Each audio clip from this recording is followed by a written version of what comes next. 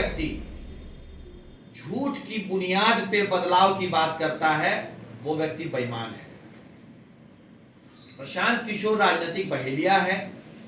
प्रशांत किशोर बिहार का नया नटवरलाल है। 18 दिसंबर 2024 को प्रशांत किशोर ने पटना में एक संपत्ति खरीदी। इन्होंने पाटलिपुत्रा कॉलोनी में एक संपत्ति खरीदी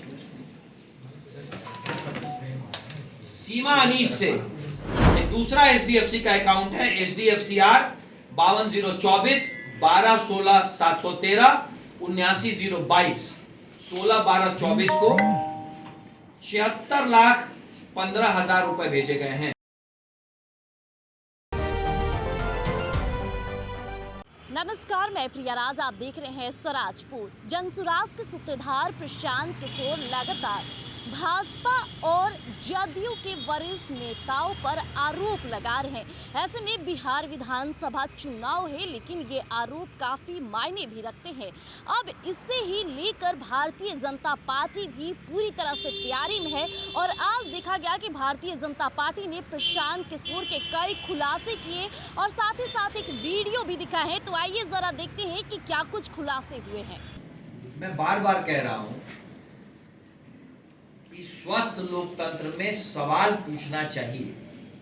सवाल पूछना और सवालों के जवाब की उम्मीद रखना और सवालों के जवाब देना, ये स्वस्थ लोकतंत्र की निशानी होती है। परंतु ये सब पे लागू होता है। जो व्यक्ति झूठ की बुनियाद पे बदलाव की बात करता है वो व्यक्ति बेईमान है। प्रशांत किशोर राजनीतिक बहेलिया है। प्रशांत किशोर बिहार का नया नटवरलाल है और वो बिहार में जंगल राज की वापसी चाहने के लिए हर वो संभव काम कर रहा है जो वो कर सकता है। अब मैं आपको एक वीडियो सुनाने जा रहा हूं जो प्रशांत किशोर के ही द्वारा कही हुई बात है। कृपया, जन सुराज जिनके चारों तरफ घूमती है, जन सुराज की तथाकथित व्यवस्था, वो प्रशांत किशोर कह रहे हैं कि जो पैसा आता है उससे इनको घर नहीं खरीदना है, मॉल नहीं बनाना है और पता नहीं और क्या क्या कह रहे हैं। साहब, ये बिहार के रजिस्ट्री डिपार्टमेंट के कागजात हैं। Government of Bihar district registry office Patna, तारीख है इसकी 18/12/2024। 18/12/2024 शायद ये तारीख वही है जब बिहार में बीपीएससी के लिए बच्चे संघर्ष कर रहे थे, जिसमें ये व्यक्ति इतने छोटे दिल का व्यक्ति है कि कंबल अगर इसने कुछ मुहैया कराए थे तो उन हमारे छोटे भाइयों को जाकर के एहसास दिलाने की कोशिश कर रहा था कि हमने तुम्हें कंबल मुहैया कराया। ये वही व्यक्ति है। ये कागजात हैं डीड ऑफ एब्सोल्यूट सेल, यानी खरीद बिक्री के कागजात हैं ये। अब इसमें खरीदार की जगह जिस व्यक्ति की तस्वीर और फोटो लगी हुई है, इस व्यक्ति को ध्यान से देखें आप लोग। इस व्यक्ति का नाम है प्रशांत किशोर। ये डीड है, ये देखिए,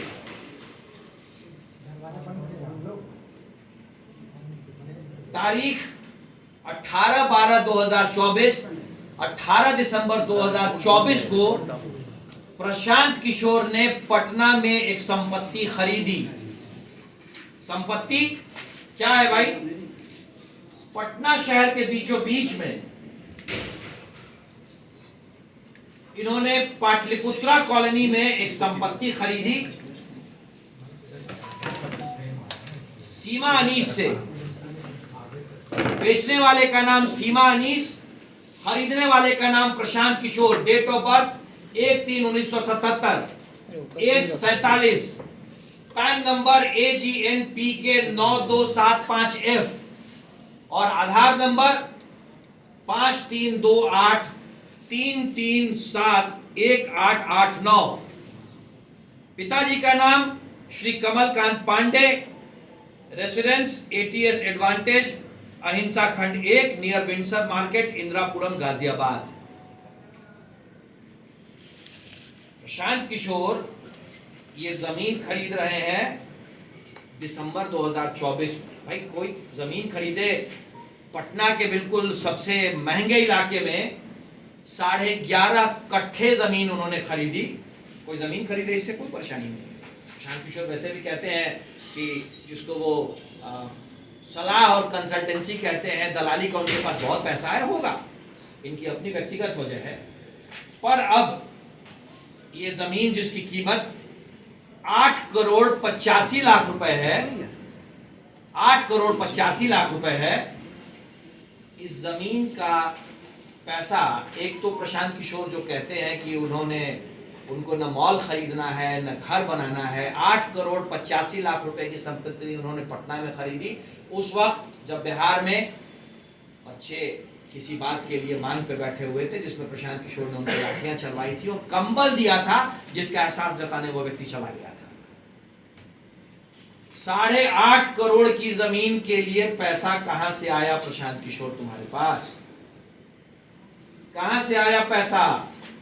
और जिस अकाउंट से पैसा आया है वो अकाउंट किसका है? वो अकाउंट के डिटेल्स भी मैं आपको दे रहा हूं। HDFCR 52 022 88 35 13 047 28/2/2024 को इस अकाउंट से 8 करोड़ रुपए भेजे गए। और एक दूसरा HDFC का अकाउंट है HDFCR 52 12 16 713 79 022 16 12 24 को 76,15,000 रुपए भेजे गए हैं। 8 करोड़ 85 लाख रुपए प्रशांत किशोर ने इस जमीन के लिए लिया है, इस मकान के लिए। पाटलिपुत्रा, बिहार में रहने वाले लोग जानते हैं पाटलिपुत्रा कितना महंगा इलाका है। 8.25 करोड़ का मकान प्रशांत किशोर खरीद रहा है पटना में। वो जो दोनों अकाउंट हैं, हम लोगों को ये जानकारी मिली है। बिहार के युवा जानना चाहते हैं कि अकाउंट किसका है, किसके अकाउंट से 8.25 करोड़ रुपए दिए गए हैं उस मकान के लिए, जो मकान प्रशांत किशोर ने दिसंबर के महीने में बिहार में खरीदा, पटना में खरीदा। क्या ये पैसे उसी दलाली के हैं? क्या ये पैसे उन लोगों के हैं जो बिहार में अस्थिरता लाने के लिए, बिहार में जंगल राज वापस लाने के लिए, प्रशांत किशोर को प्रोजेक्ट करने के लिए बिहार में भेजा है उन्होंने? 2 अक्टूबर 2022 से पदयात्रा शुरू करके 2 अक्टूबर 2024 को जन स्वराज की पूरे फैन फेयर के साथ स्थापना करने का नाटक करने वाला ये व्यक्ति प्रशांत किशोर को बताना पड़ेगा कि जो जन स्वराज 2022 2 अक्टूबर को भी एक राजनीतिक पार्टी थी, उसकी रीलॉन्चिंग उसने क्यों की और किसके कहे पे की? किसके कहे पे उसने 2 अक्टूबर 2024 को जन स्वराज पार्टी की रीलॉन्चिंग की, जिसके राष्ट्रीय अध्यक्ष उदय कुमार मिश्रा 2022 में भी थे और 2024 में भी थे। क्या है इसकी मंशा? कौन इसको पैसा दे रहा है? इन सवालों के जवाब प्रशांत किशोर को देने पड़ेंगे। तुम व्यापारी हो, व्यापार करो, किसी को कोई दिक्कत नहीं है, लेकिन बिहार के युवाओं के भविष्य की दलाली करने की इजाजत तुम्हें बिहार नहीं देगा। प्रशांत किशोर का प्रोजेक्ट है बिहार में जंगल राज की वापसी करवाना, लालू और उनके साथियों के जंगल राज की सरकार को फिर से वापस बनवाना। प्रशांत किशोर इसी प्रोजेक्ट पे आया हुआ है। और मैं आज मेरे भाई लोग, आप लोगों के माध्यम से उन लोगों से निवेदन करता हूं जो इस नटवरलाल के चक्कर में अपनी जिंदगी का बहुत अमूल्य बहुमूल्य समय इस नटवरलाल के पीछे लगा रहे हैं, कि आप ये सवाल पूछिए कि जो व्यक्ति कहता है कि न मैं मॉल बनाता हूं न घर खरीदता हूं, ये 9 करोड़ रुपए का घर किन पैसों से उसने खरीदा है? पटना के सबसे महंगे इलाके में लगभग 9 करोड़ का घर, जिसके रजिस्ट्री के कागजात मेरे पास हैं, उसको ये जवाब देना पड़ेगा कि HDFC का वो 2 अकाउंट जिससे तकरीबन 9 करोड़ रुपए आए हैं, वो किसका अकाउंट है? बेहतर है प्रशांत तुम खुद बता दो, वरना हम बता देंगे। तुम्हारी जालसाजी, तुम्हारी फ्रॉडिज्म, तुम्हारा नटवरलालपन बिहार में नहीं चलेगा। मैं फिर कहता हूं, किसी को भी बिहार की दलाली करने की इजाजत हम नहीं देंगे। तो अभी आपने देखा कि प्रशांत किशोर का वीडियो दिखाते हुए भाजपा प्रवक्ता कुंदन कृष्ण ने किस तरह से बातें समक्ष रखी और प्रशांत किशोर लगातार जिस तरह से अशोक चौधरी पर कहीं ना कहीं करोड़ों रुपए की संपत्ति का जो लगातार जिक्र करते नजर आ रहे हैं, तो उप मुख्यमंत्री सम्राट चौधरी वहीं दिलीप जायसवाल और मंगल पांडे को लेकर खुलासा करते तो प्रशांत किशोर पर ही भारी पड़ गया। और लगातार आप देख पा रहे होंगे कि किस तरह से उन्होंने कागजातों को समक्ष रखा है और एक एक कर बातें भी बताई। और जिस तरह से बीपीएससी मामले में उन्होंने युवाओं से बातचीत किया था, उन्हें कंबल बांटने का काम किया था और उसके बाद ही एक बयान सामने आया था प्रशांत किशोर का, जहां उन्होंने उन्हीं छात्रों से कंबल देने का कहीं ना कहीं बातें जो समक्ष रखी थी, युवाओं को काफ़ी वो बात बुरी भी लगी थी। इन सब बातों को जिक्र करके आज बीजेपी ने प्रशांत किशोर को जवाब दिया। फिलहाल के लिए हमारे साथ बने रहिएगा स्वराज पोस्ट पर, यूं ही अपडेट हम आपके बीच साझा करते रहेंगे। धन्यवाद।